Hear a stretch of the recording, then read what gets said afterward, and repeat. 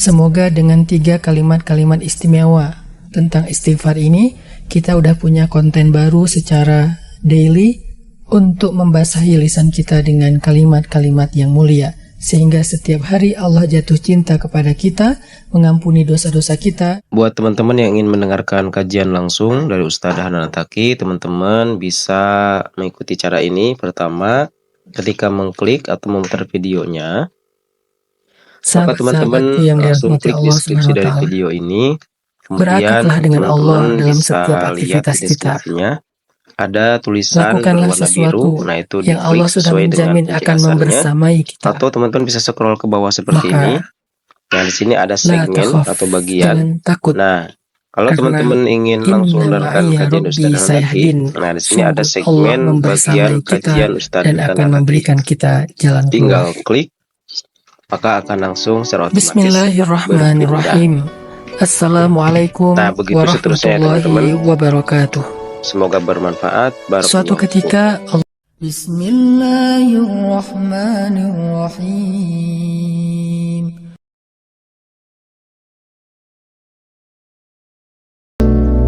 Bismillahirrahmanirrahim. Assalamualaikum warahmatullahi wabarakatuh. Sampurasun ka sadayana kumaha damang.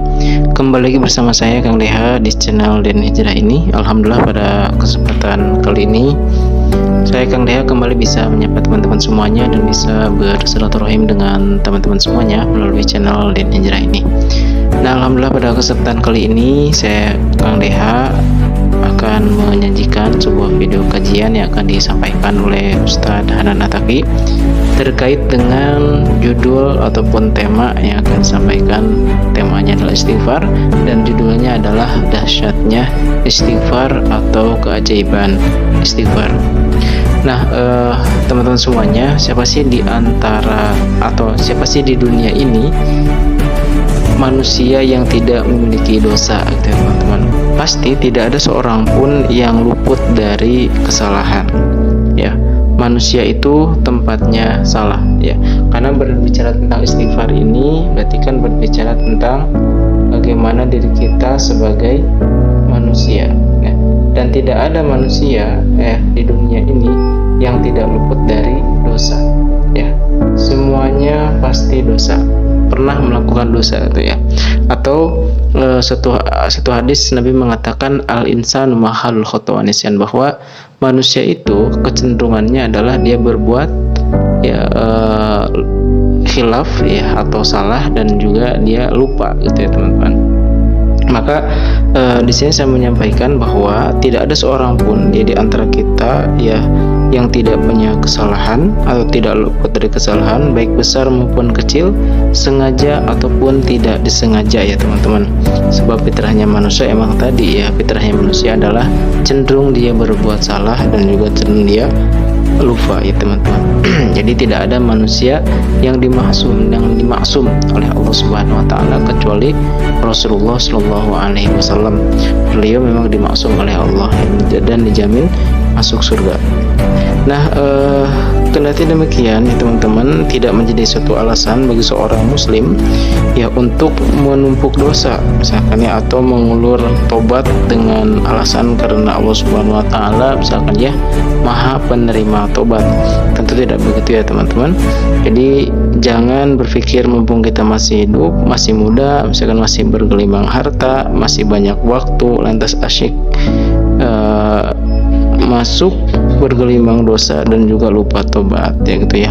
Sebab gini, ya, teman-teman, jadi tak seorang pun tahu usia kita tuh kapan, ya. Kematian itu sangat cocok dengan semua usia, ya, baik yang tua, ya, yang muda, misalkan, ya, yang baru lahir, balita, itu kematian itu cocok, ya, teman-teman. Makanya berarti dengan fitrah tadi, jadi jangan menjadikan kita bahwa kita masih lama, misalkan, ya, kita masih Allah Maha Pengampun, tidak, ya. Makanya banyak kadang-kadang ada teman-teman kita yang suka salah paham, ya, teman-teman. Ya, tidak masalah misalkan, ya, kita berbuat dosa, kan Allah Maha Pengampun, ya. Nah, itu yang harus digarisbawahi, ya, teman-teman. Allah itu Maha Pengampun bagi hambanya yang mau bertobat. Bagi hamba yang tidak mau bertobat, ya, Allah juga Maha besar azabnya gitu ya. Jadi sangat besar sekali azab Allah Subhanahu wa taala. Oke teman-teman semuanya, secara harfiah istighfar itu artinya memohon ampun. Ya, jadi seseorang yang dia itu memohon ampun, atau seorang hamba Allah memohon ampun agar dia diampuni dosanya. Nah, ini secara harfiahnya ya teman-teman. Jadi agar diampuni dosa-dosanya oleh Allah dengan cara dia mengucapkan kalimat-kalimat ampunan ya kepada Allah Subhanahu wa taala. Nah, sekaligus juga selain dia memohon ampun ya, tentu dia juga memohon rahmat dari Allah Subhanahu wa taala. Ya, mungkin teman-teman pernah dengar ya, ada salah satu kisah ya di zamannya, saya lupa ya teman-teman, bisa teman-teman cek aja ya. Kalau gak salah itu zamannya Nabi Musa ya teman-teman. Jadi ada salah satu orang soleh yang dia itu ketika dia hidup di dunianya, dia menghabiskan kurang lebih 500 tahun hidupnya itu dihabiskan semuanya untuk beribadah kepada Allah. Nah, akan tetapi ketika dia masuk surga ya, Allah mengatakan bahwa wahai malaikat, masukkan hambaku ini ke dalam surga atas rahmatku ya. Kemudian hamba Allah ini protes, kenapa aku dimasukkan ke dalam surga itu gara-gara rahmat Allah, bukan karena amalanku ya. Yang singkat cerita akhirnya amalan tersebut ditimbang ya dengan kenikmatan satu bola biji mata gitu ya, yang ternyata baru seimbang hanya dengan satu bola biji mata. Nah, makanya ketika kita beristighfar kepada Allah, selain memohon ampunan Allah, maka kita pun memohon rahmat Allah Subhanahu wa taala agar kita tadi ya, karena apa yang kita lakukan itu belum tentu akan menyelamatkan kita ya teman-teman. Apalagi ketika kita mohon ampun, berarti kan kita sudah berbuat dosa ya teman-teman. Maka istighfar itu harfiahnya adalah kita mohon ampun kepada Allah ya, sekaligus juga memohon rahmatnya Allah Subhanahu wa taala. Nah, berbicara tentang dahsyatnya istighfar ya teman-teman semuanya, istighfar yang dilakukan oleh seorang hamba ya, istighfar yang dilakukan oleh seorang hamba akan memberikan dampak positif yang sangat besar. Jadi ketika seorang itu beristighfar teman-teman, maka dia akan menerima dampak positif yang sangat besar ya. Terhadap apa? Terhadap dirinya tentu ya, yang sangat besar dalam kehidupan di dunia maupun di akhirat ya. Jadi ini dampaknya. Jadi tidak hanya di dunia saja ya, tetapi juga di akhirat. Nah, ini kan luar biasa ya teman-teman. Jadi kalau seorang beristighfar, itu dua dia dapatkan. Dunianya dia juga dapat, akhiratnya juga dia dapat ya teman-teman. Nah, Rasulullah SAW pernah mengabarkan ya dalam satu hadis yang diriwayatkan oleh Abu Daud ya. Jadi kata Rasul ya, istighfar itu adalah salah satu ya untuk menyelesaikan suatu permasalahan, atau bisa dibilang istighfar ini juga dia merupakan solusi ya. Jadi solusi dalam menghadapi satu permasalahan hidup ya, ini juga menjadi solusi ya. Nah teman-teman nanti bisa dicari ya konteks hadisnya ya, bisa dengan bahasa Arabnya sekalian, atau bisa tanya ke teman-teman atau ke ustadz-ustadz yang lainnya. Tapi kurang lebih konteks hadisnya begini ya. Rasulullah SAW bersabda ya, barang siapa yang beristighfar atau selalu beristighfar, maka Allah akan menjadikan baginya pada setiap kesempatan ada satu solusi gitu ya, dan setiap keprihatinan ada satu jalan keluar, dan Allah memberinya rezeki dari arah atau jalan yang tidak disangka-sangka. Nah makanya kenapa ini bisa jadi solusi masalah hidup ya teman-teman, karena itu sudah jaminan dari Rasulullah ya. Nah, makanya nanti kita akan lihat nih apa yang akan dijelaskan oleh Ustadz Hanan Attaqi. Jadi lebih kepada nanti bagaimana sih istighfar yang dicontohkan oleh para nabi, ya, oleh para rasul gitu ya. Yang nanti ternyata istighfar itu sangat dahsyat. Jadi intinya kalimatnya ya teman-teman. Kalimatnya, di kalimat nanti akan dicontohkan, akan dijelaskan oleh Ustadz Hanan Attaqi itu adalah kalimat-kalimat yang pernah diucapkan oleh para nabi dan rasul, termasuk juga berarti Rasulullah Muhammad. Ya, yang intinya sebenarnya kalimatnya adalah bagaimana memohon ampun kepada Allah Subhanahu wa taala. Nah, mari kita simak ya teman-teman. Tapi dari sini teman-teman mudah-mudahan bisa paham ya bahwa istighfar adalah solusi dari setiap permasalahan hidup. Jadi kalau kita ingin menyelesaikan suatu masalah, maka beristighfarlah. Nah, bagaimana cara beristighfar? Kita coba belajar dari istighfar yang dicontohkan oleh para nabi dan rasul yang sebentar lagi akan dibahas atau akan dijelaskan oleh Ustadz Hanan Attaqi. Barakallahu fikum. Bismillahirrahmanirrahim. Assalamualaikum warahmatullahi wabarakatuh. Sahabat-sahabatku yang dirahmati Allah Subhanahu wa taala, sebagaimana yang kita tahu bahwa istighfar adalah salah satu kalimat yang paling Allah cintai dari hambanya. Tidak ada kalimat yang lebih Allah cintai dari seorang hamba setelah kalimat la ilaha illallah daripada kalimat meminta ampun atau kalimat istighfar. Makanya Allah Subhanahu wa taala menyediakan banyak sekali kebaikan-kebaikan dan rahmatnya untuk siapapun dari hambanya yang mengatakan kalimat istighfar. Salah satu dari sekian banyak kebaikan itu adalah ketika seorang hamba mengatakan kalimat istighfar, maka Allah Subhanahu wa taala langsung jatuh hati dan mencintai hamba tersebut.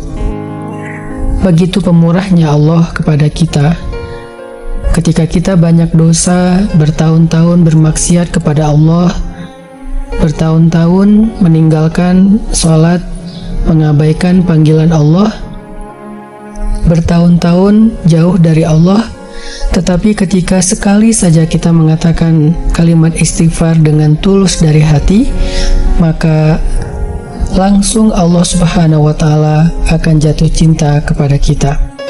Ini sebagai bukti bahwa kalimat istighfar adalah kalimat yang paling berharga di sisi Allah Subhanahu wa taala. Sebagaimana yang kita tahu dari hadis yang sering dibahas saat Nabi SAW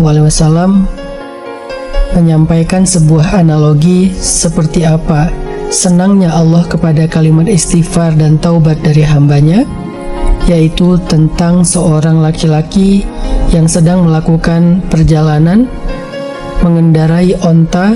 Tiba-tiba di tengah padang pasir, laki-laki ini saat sedang istirahat, dia kehilangan onta dan juga bekal-bekalnya. Sehingga setelah seharian dia mencari onta tersebut di padang pasir, dia pun hampir berputus asa karena dia tidak bisa melanjutkan perjalanannya. Dia tertidur karena lelah. Saat dia bangun, tiba-tiba dia melihat ontanya beserta dengan bekal-bekalnya ada di sisinya. Saking senangnya hati laki-laki tadi, maka dia berteriak sambil melihat ke langit dan mengatakan, "Ya Allah, Engkaulah hambaku dan akulah Tuhanmu."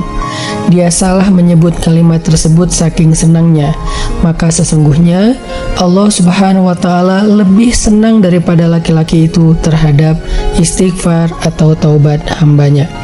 Ini adalah sebuah ilustrasi dari Nabi SAW tentang betapa senangnya Allah kepada kita ketika kita mengucapkan kalimat istighfar atau kalimat taubat. Maka yuk kita belajar bentuk-bentuk kalimat istighfar yang pernah dibaca oleh para anbiya, sehingga Allah Subhanahu wa taala mengampuni dosa-dosa mereka dan langsung mencintai mereka dengan cinta yang besar. Yang pertama adalah kalimat istighfar yang dibaca oleh Nabi Adam setelah Nabi Adam melakukan dosa dengan memakan buah yang dilarang oleh Allah Subhanahu wa taala. Ketika Nabi Adam diturunkan oleh Allah ke dunia, Karena dosa beliau itu, maka Nabi Adam meminta ampun kepada Allah dengan membaca kalimat Rabbana zalamna anfusana wa illam taghfir lana wa tarhamna lanakunanna minal khasirin. Ya Rabbana, Tuhan kami, zalamna anfusana, kami telah menzalimi diri kami sendiri. Wa illam taghfir lana wa tarhamna, jika Engkau tidak mengampuni dosa kami dan menyayangi kami, lanakunanna minal khasirin, sungguh kami pasti akan menjadi orang-orang yang merugi. Surat Al-A'raf ayat 23.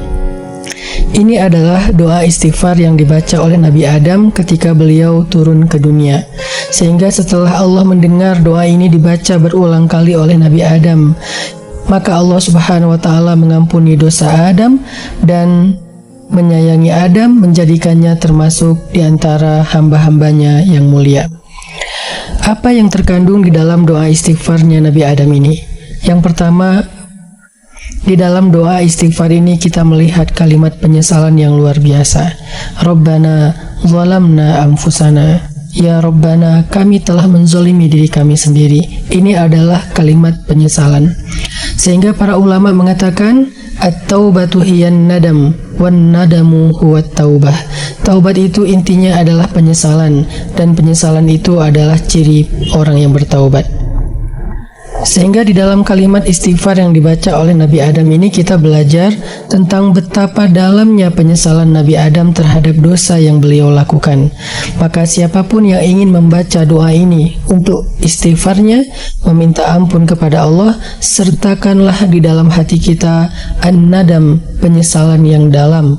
Sehingga semakin dalam penyesalan kita terhadap dosa yang pernah kita lakukan, maka semakin besar rasa sayang Allah kepada kita dan semakin cepat datangnya ampunan Allah untuk kita.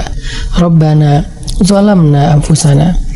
Yang kedua yang terkandung di dalam doa ini adalah kalimat memohon kasih sayang kepada Allah Subhanahu wa Ta'ala dengan harapan yang besar. Wa illam taghfir lana wa tarhamna lanakunanna minal khasirin.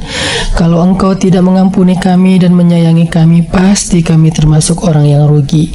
Di sini Nabi Adam memohon kepada Allah akan kasih sayang Allah karena Nabi Adam takut termasuk di antara hamba-hamba Allah yang merugi seperti syaitan, seperti iblis. Sehingga dengan pengharapan yang begitu besar kepada Allah agar Allah mengampuni dan menyayangi beliau, maka Allah Subhanahu wa Ta'ala pun mengampuni dan menyayangi Nabi Adam alaihissalam. Jadi di sini ada an-nadamu war-raja, ada penyesalan dan harapan yang begitu luar biasa. Maka yuk kita jadikan istighfar Nabi Adam sebagai kalimat-kalimat taubat yang kita baca ketika kita ingin meminta ampun kepada Allah Subhanahu wa Ta'ala. Oke teman-teman, ya, mohon maaf ini dipotong sebentar ya teman-teman.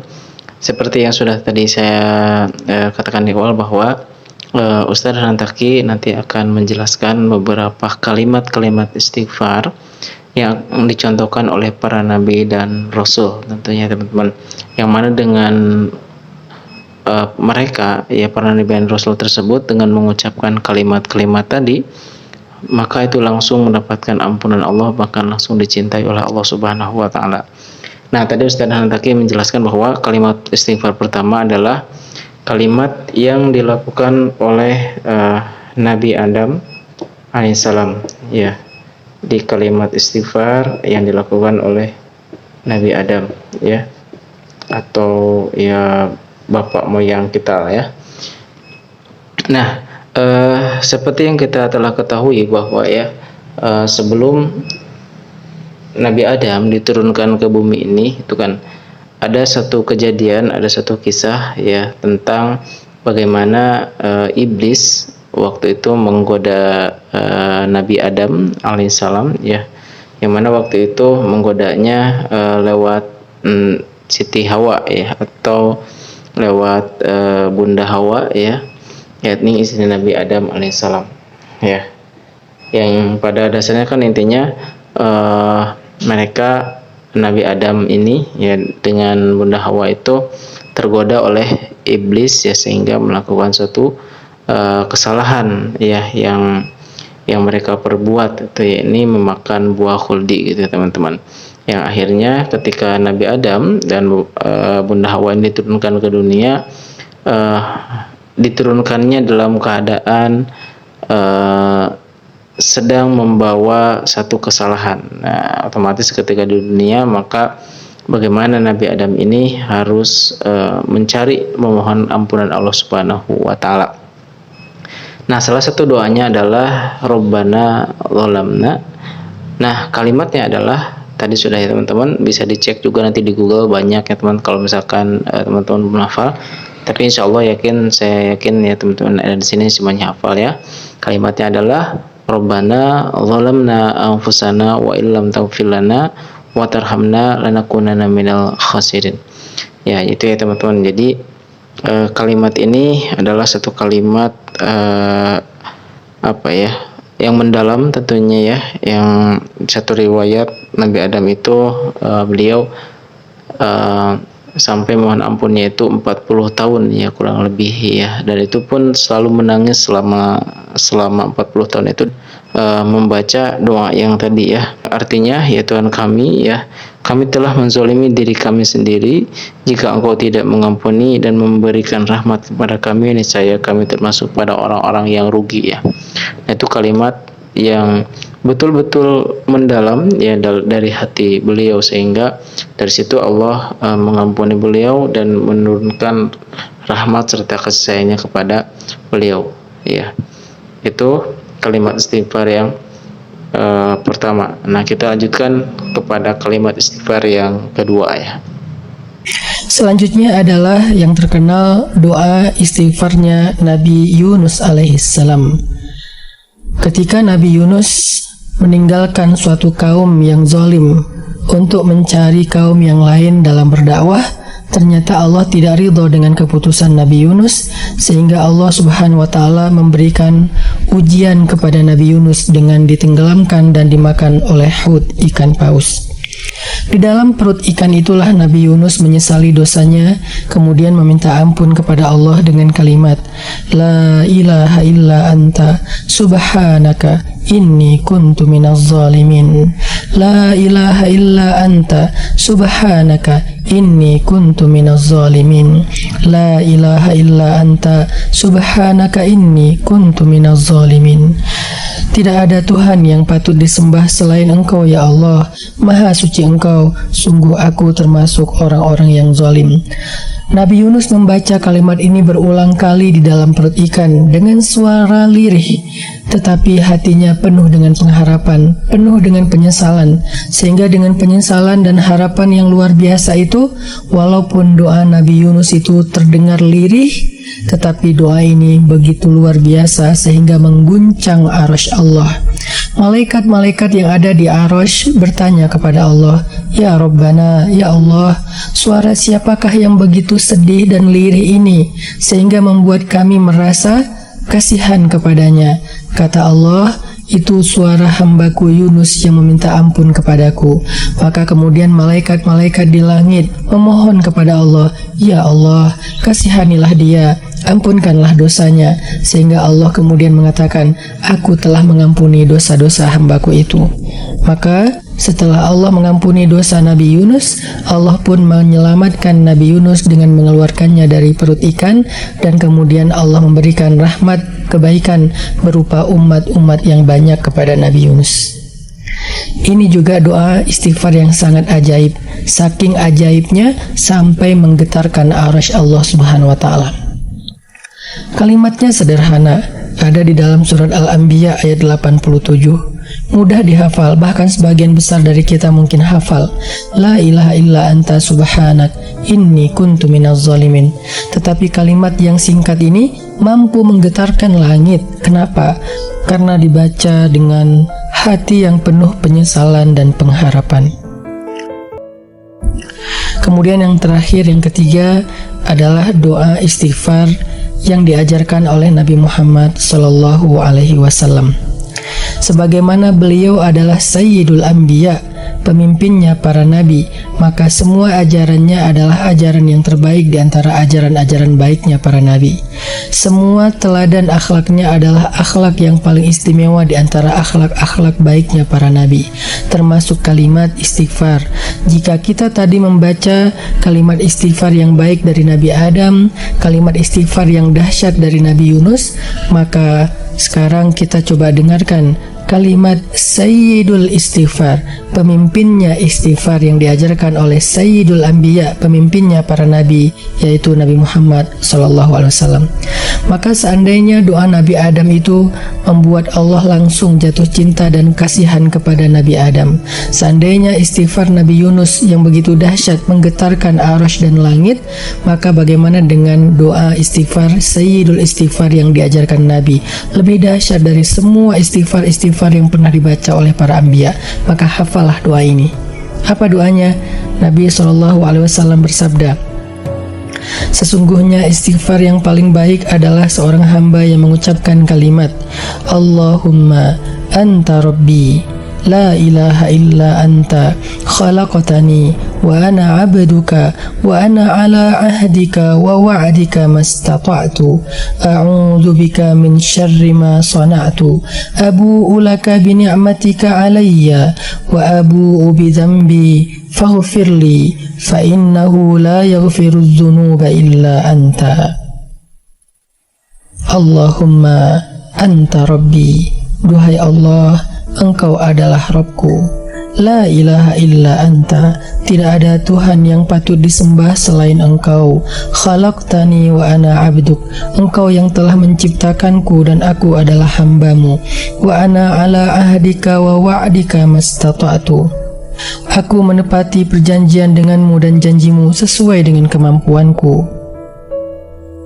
A'udzu bika min syarri ma sana'tu, aku berlindung kepadamu dari buruknya perbuatanku. Abu'u laka bi ni'matika alayya, dan aku mengakui nikmatmu kepadaku. Wa abu'u bi dzambi, dan aku mengakui akan dosaku.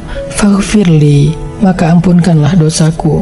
Fa innahu la yaghfiru dzunuba illa anta, maka sesungguhnya tidak ada yang bisa mengampuni dosa-dosa yang besar kecuali Engkau ya Allah. Maka Nabi mengatakan, barang siapa yang mengucapkan doa ini di waktu siang dengan penuh keyakinan, lalu dia meninggal pada hari itu sebelum waktu sore, maka dia termasuk penghuni surga. Barang siapa yang membaca doa ini di waktu malam penuh dengan keyakinan, lalu dia meninggal sebelum waktu fajar, maka dia termasuk penghuni surga. Hadis riwayat Bukhari. Ini yang diajarkan Nabi kepada kita tentang Sayyidul Istighfar, pemimpinnya istighfar, istighfar yang paling luar biasa. Lebih dahsyat daripada istighfarnya Nabi Adam dan Nabi Yunus, walaupun semuanya adalah kalimat-kalimat yang baik. Maka siapa yang membaca doa ini di waktu siang karena dia menyesali dosa-dosanya, jika dia wafat waktu siang itu, maka dia termasuk ahli surga. Jika dia membaca doa ini di waktu malam karena menyesali dosa-dosanya, maka jika dia meninggal di malam itu, dia termasuk ahli surga. Teman-teman sekalian, apa yang terkandung di dalam doa istighfar ini sehingga begitu istimewanya kalimat ini sampai dijuluki dengan Sayyidul Istighfar? Istilah Sayyidul Istighfar bukan istilah dari ulama, tetapi Nabi sendiri yang menamakannya dengan nama Sayyidul Istighfar. Apa yang terkandung di dalamnya? Pertama, di dalamnya terkandung kalimat uluhiyah dan rububiyah. Ada kalimat tauhid di dalamnya. Allahumma anta rabbi la ilaha illa anta khalaqtani wa ana abduka. Di situ ada kalimat tauhid, pengakuan, iktiraf seorang hamba tentang Allah Subhanahu wa taala. Dan ini adalah kalimat yang paling baik yang Allah suka dari kita. Kemudian di situ juga ada pengakuan bahwa kita adalah hamba Allah, kita adalah ciptaan Allah, Allah yang menciptakan kita, menghidupkan kita, dan mematikan kita. Sehingga di situ ada semacam kalimat pasrah, penyerahan diri, Islam, dan itu juga kalimat yang sangat baik. Kalimat-kalimat pembuka istighfar ini adalah kalimat tauhid, dan tidak ada yang lebih baik daripada kalimat tauhid yang diucapkan oleh seorang hamba. Yang kedua, di dalam Doa istighfar ini ada janji dari seorang hamba kepada Rabb-Nya. Wa ana ala ahdika wa wa'dika mastata'tu. Aku tetap dalam perjanjianmu ya Allah, beriman kepadamu ya Allah, melaksanakan ketaatan kepadamu ya Allah, melaksanakan perintah-perintahmu semampuku ya Allah. Ini adalah janji. Jika kita berjanji kepada Allah dengan hati yang tulus, kita berazam, berniat, bertekad bahwa setelah ini kita akan lebih baik, setelah ini kita akan menjalankan perintah Allah semampu kita, maka itu adalah kalimat yang paling istimewa dari hamba. Tetapi kita nggak bisa membohongi Allah. Allah alimun bidzatis sudur. Allah tahu isi hati hambanya. Makanya kata Nabi tadi, siapa yang membaca kalimat ini dengan sungguh-sungguh, artinya dengan jujur, dengan tulus, maka Allah Subhanahu wa taala akan menjaminkan untuknya surga. Selanjutnya adalah kalimat syukur. Abu ulaka bi ni'matika alayya. Aku mengakui akan besarnya nikmatmu kepadaku ya Allah. Dan Allah Subhanahu wa taala berfirman, la in syakartum la azidannakum.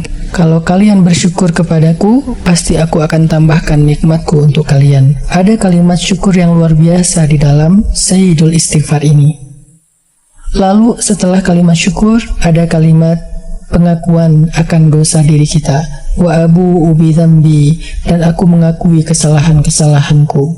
Banyak orang yang gak merasa berdosa di hadapan Allah, merasa dirinya baik-baik saja, bahkan merasa dirinya suci. Itu adalah kesombongan yang Allah tidak suka dari seorang hamba. Ketika dia gak berhijab, dia gak merasa bersalah. Dia makan harta orang lain, riba, harta anak yatim, harta waris secara tidak adil, dia nggak merasa bersalah. Ketika dia menceritakan aib orang lain, menggibah, dia nggak merasa bersalah. Itulah sombong. Abu ubi dzambi, aku mengakui kesalahanku ya Allah. Allah suka jika kita iktiraf, mengakui kesalahan diri kita. Maka setelah semua kalimat-kalimat yang istimewa ini ditutup dengan permohonan ampun dari hamba kepada Rabb-Nya. Faghfirli fa innahu la yaghfiru dzunuba illa anta. Maka ya Allah, ampunkanlah dosaku. Tidak ada yang dapat mengampuni dosa-dosa kecuali Engkau. Itulah kandungan dari kalimat Sayyidul Istighfar yang kata Nabi, siapa yang membacanya di siang atau malam hari, Allah pasti akan menjadikan dia termasuk ahli surga. Semoga dengan 3 kalimat-kalimat istimewa tentang istighfar ini, kita udah punya konten baru secara daily untuk membasahi lisan kita dengan kalimat-kalimat yang mulia, sehingga setiap hari Allah jatuh cinta kepada kita, mengampuni dosa-dosa kita, dan semoga Allah menjaminkan untuk kita surga. Baik teman-teman semuanya, ya itulah tadi ya pembahasan tentang istighfar ya dari Ustaz Hanan Attaqi. Jika kita simpulkan bahwa kalimat istighfar itu adalah kalimat yang sangat dicintai oleh Allah Subhanahu wa taala ya. Jadi kalimat ini adalah kalimat yang memang tadi menggunakan Allah juga mendatangkan cinta dari Allah Subhanahu wa taala. Ya. Nah, maka kita bisa mengambil pelajaran dari beberapa kalimat-kalimat yang memang dicontohkan oleh para nabi ya. Tadi ada Nabi Adam, Nabi Yunus, dan juga Rasulullah Muhammad SAW. Ya, Nabi Adam dengan kalimat Rabbana dzalamna anfusana wa illam taghfir lana lanakunanna minal khasirin. Ya, itu yang mampu mendatangkan cintanya Allah Subhanahu wa taala. Kemudian juga dengan doanya Nabi Yunus tadi ya, la ilaha illa anta subhanaka inni kuntu minadz dzalimin, yang mampu sampai kepada atau menggetarkan arsy Allah atau mengguncang penduduk langit ya. Jadi sampai kepada langit ya. Ya, sehingga Allah langsung ya memberikan pertolongan kepada Nabi Yunus gitu ya. Kemudian terakhir ada Sayyidul Istighfar, yang mana Sayyidul Istighfar ini juga tadi ya telah dicontohkan bahwa barang siapa yang beristighfar di siang hari ya, kemudian dia meninggal ya pada siang itu, maka Allah menjaminkannya surga ya untuk orang yang beristighfar atau membaca Sayyidul Istighfar tadi ya. Tentu dengan penghayatan, dengan hati yang mendalam dan permohonan yang luar biasa kepada Allah Subhanahu wa taala. Baik teman-teman semuanya, semoga tiga kalimat ini ya teman-teman bisa menjadi kebiasaan kita, keseharian kita ya, agar kita setiap harinya mendapatkan cinta Allah Subhanahu wa taala dan dicintai oleh Allah Subhanahu wa taala. Dan ketika saat ini teman-teman, berarti kalau sedang ada masalah dalam hidupnya ya, maka mudah-mudahan dengan Sayyidul Istighfar atau dengan doa Nabi Yunus ataupun Nabi Adam ini ya, ketika teman-teman membacanya, Allah Subhanahu wa taala segera memberikan jalan keluar atau solusi dari setiap permasalahan-permasalahan yang sedang teman-teman hadapi saat ini. Baik, sekarang kita lanjutkan kepada tema berikutnya, yakni tentang keajaiban doa. Mudah-mudahan kita bisa mengcombine ya teman-teman semuanya, menggabungkan dua ilmu ini dalam kehidupan sehari-hari kita. Selamat menyimak, barakallahu fikum. Bismillahirrahmanirrahim. Assalamualaikum warahmatullahi wabarakatuh. Doa itu adalah senjata orang yang beriman, kata Nabi. Artinya ketika orang beriman merasa lemah, maka doa adalah penguat baginya. Ketika orang beriman merasa terancam, merasa tidak berdaya, merasa takut, maka doa itu adalah perisai yang akan melindunginya. Ketika orang yang beriman merasa khawatir dan gelisah, maka doa itu harusnya menjadi jaminan baginya. Karena itulah Nabi SAW mengatakan, ad-du'a silahul mu'min. Doa itu adalah senjata bagi orang yang beriman. Banyak sekali keajaiban-keajaiban yang kita baca dalam sejarah terjadi dengan doa-doa orang yang beriman. Salah satunya adalah kisah keajaiban dari doa Umar ibn Khattab ketika Mesir dilanda dengan kekeringan yang panjang. Waktu itu yang menjadi gubernur Mesir adalah Amr bin As. Amr bin As mengirim surat kepada Khalifah Umar bin Khattab di Madinah untuk meminta bantuan pangan kepada Amirul Mukminin Umar bin Khattab atas musibah kekeringan yang terjadi di Mesir. Maka Umar bin Khattab mengirim surat kepada Amr bin As yang isinya adalah doa. Kata Umar bin Khattab, "Kalau engkau menerima suratku ini, maka bacakanlah surat ini di depan penduduk Mesir." Lalu ketika surat itu sampai kepada Amr bin As di Mesir, Amr bin As mengumpulkan penduduk Mesir, penduduk kota Kairo, kemudian mereka melakukan sholat istisqa. Setelah selesai sholat istisqa, maka Amr bin As membuka surat dari Amirul Mukminin Umar bin Khattab dan membacakan isi surat tersebut di hadapan penduduk Mesir. Apa isi dari surat tersebut? Isinya, Umar menuliskan sebuah kalimat doa. Bismillahirrahmanirrahim. Ya Allah, yang menciptakan langit dan bumi, yang mengatur alam semesta, yang menggilirkan malam dan siang, yang menurunkan hujan. Turunkanlah hujan dan rahmat-Mu kepada penduduk Mesir. Setelah selesai, Amr bin As membaca doa yang isinya kurang lebih adalah meminta rahmat dan hujan kepada Allah, maka tiba-tiba Allah datangkan awan yang sangat gelap, kemudian Allah turunkan hujan kepada penduduk Mesir sampai sungai Nil meluap masuk ke ladang-ladang gandumnya penduduk Mesir, sehingga penduduk Mesir bersorak gembira, bertakbir, sujud syukur atas limpahan rahmat hujan yang Allah berikan kepada mereka. Ini adalah keajaiban dari doa seorang khalifah, seorang kepala negara, seorang Amirul Mukminin Umar ibn Khattab. Masih banyak cerita-cerita tentang keajaiban doa yang terjadi dalam sejarah orang-orang solih. Yang intinya adalah doa itu benar-benar bisa jadi andalan bagi orang yang beriman dalam suasana dan kondisi apapun kalau mereka yakin akan keajaiban doa. Ya, Masya Allah ya teman-teman, ternyata doa itu adalah sesuatu yang betul-betul menjadi hal yang paling pokok ya dalam kehidupan kita. Tadi disebutkan bahwa doa itu adalah perisai, doa itu adalah jaminan, gitu kan ya. Sehingga ketika doa itu menjadi perisai, maka kita bisa berlindung ya dari apapun gitu ya dengan doa tersebut. Ya, di sini doa juga disebut dengan perisai atau pelindung ya. Pelindung dari apa? Dari apapun ya yang mengancam dirinya ya, yang akan membahayakannya, maka doalah kepada Allah gitu ya. Doalah jadi perisainya atau pelindungnya. Doa juga tadi jelaskan bahwa doa itu sebagai senjata juga ya teman-teman. Jadi doa adalah sebagai senjata. Yang seperti yang sudah dikatakan tadi bahwa ad-du'a usilahul mu'min, doa itu adalah senjata bagi orang-orang yang beriman, itu orang-orang yang yakin kepada Allah Subhanahu wa taala. Ya. Maka kita lanjutin lagi teman-teman. Nah, maka apa berarti doa tersebut? Ya. Apa rahasia sehingga doa itu bisa ajaib gitu kan ya.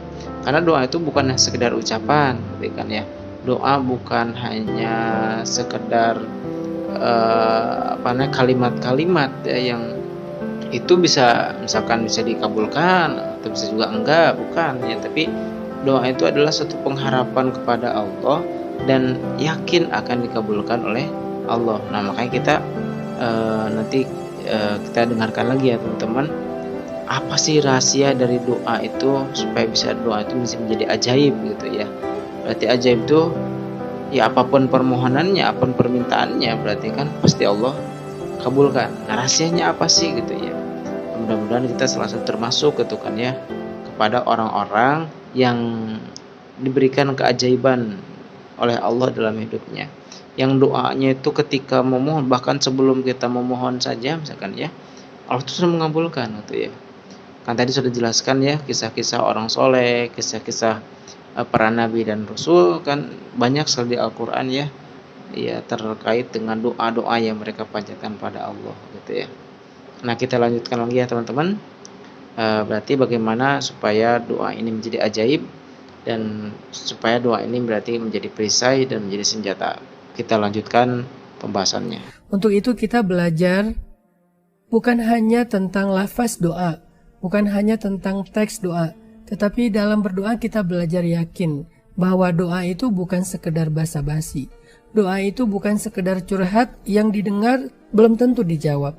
Doa itu bukan sekedar teks yang kita kirim dan belum tentu di-read. Doa itu bukan sekedar caption yang belum tentu di-like. Doa itu adalah senjata. Doa itu adalah untuk menjemput keajaiban. Doa itu adalah pertolongan Allah Subhanahu wa taala.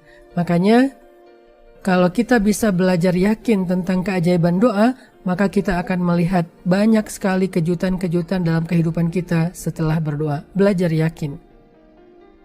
Yang kedua, selain belajar yakin, supaya doa kita itu ajaib, maka iringilah doa kita dengan menyebut kebesaran-kebesaran Allah di dalam Asma'ullahil Husna.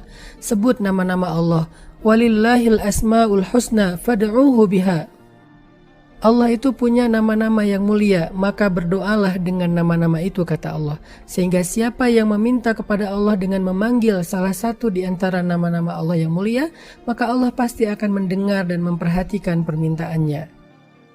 Dan yang terakhir, salah satu di antara adab berdoa supaya diijabah, supaya menjadi ajaib doa kita, maka tutuplah doa kita dengan sholawat kepada Nabi.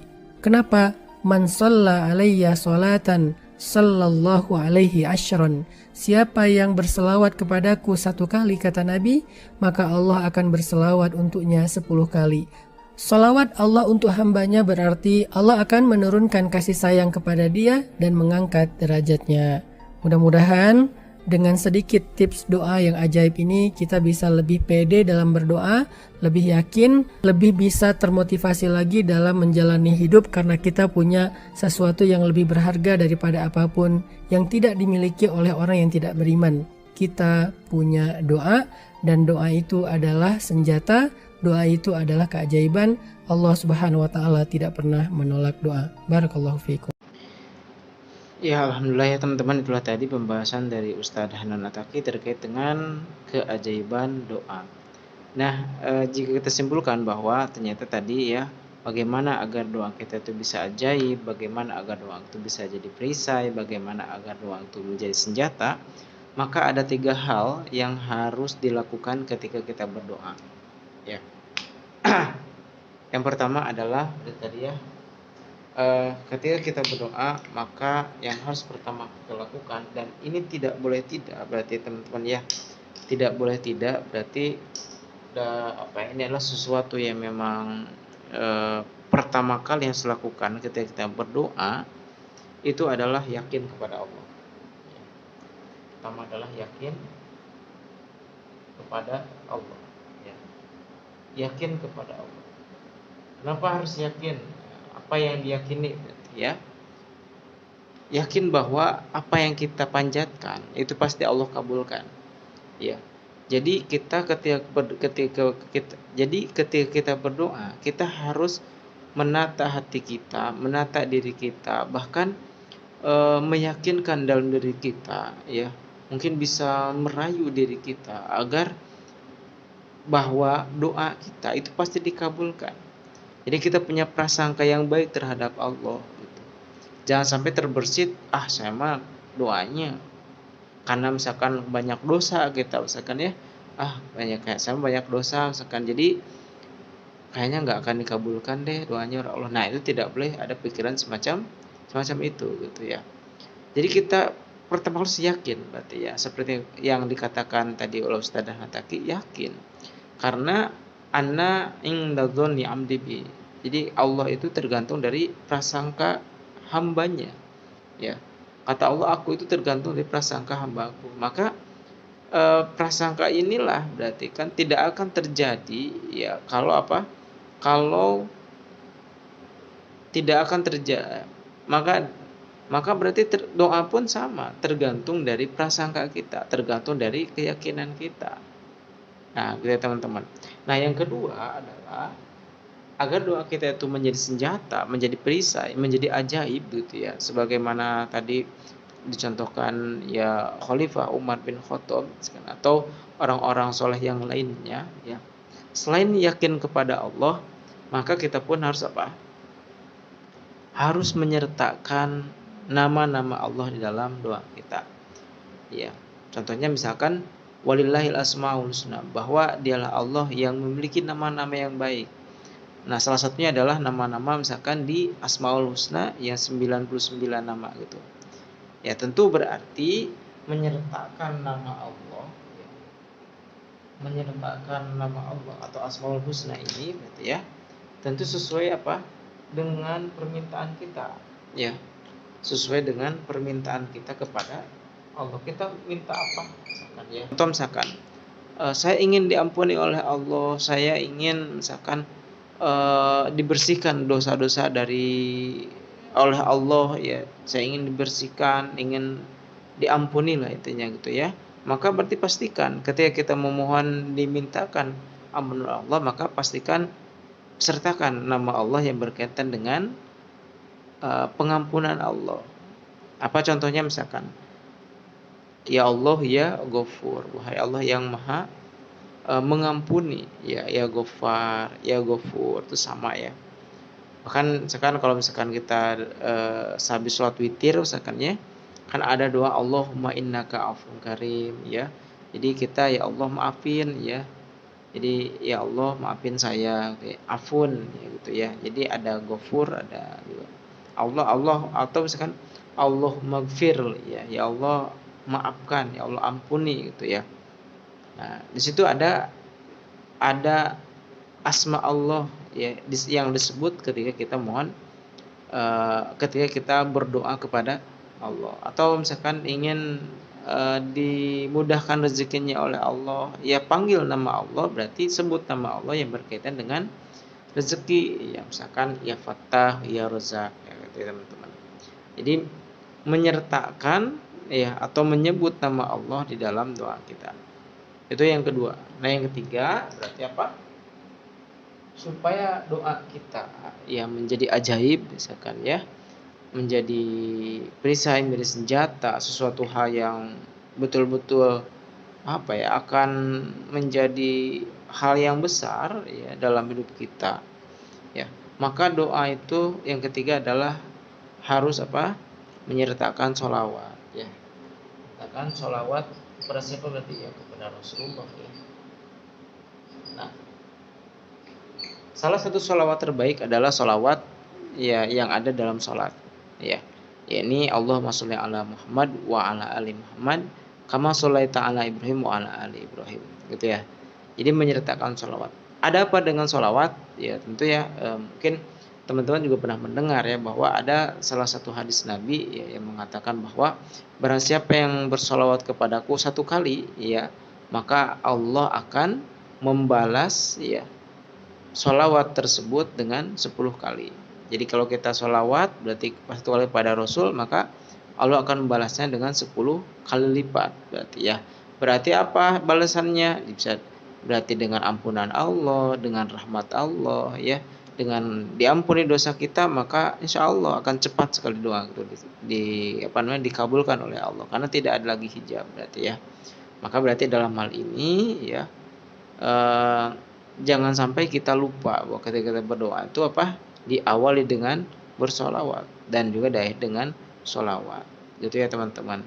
Nah mungkin itu saja, mudah-mudahan kita termasuk pada orang-orang yang memang betul-betul yang memiliki keajaiban doanya ya dikabulkan oleh Allah, dan kita betul-betul menjadi hamba yang memiliki akidah yang kokoh, yang kuat gitu ya.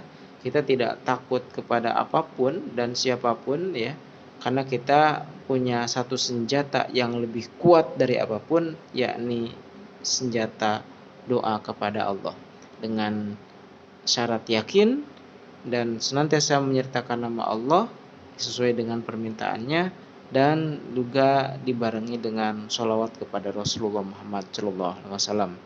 Baik, itu saja kesimpulannya, dan mudah-mudahan ini juga bisa menjadi tambahan ya. Kalau ada manfaatnya silakan diambil teman-teman, jika banyak kekurangannya itu bukan untuk ditiru tentunya teman-teman ya. Barakallahu fikum. Terima kasih, silakan di-share ke teman-teman yang lainnya, semoga jadi amal jariah dan mudah-mudahan jadi manfaat buat kita semua. Terima kasih. Assalamualaikum warahmatullahi wabarakatuh.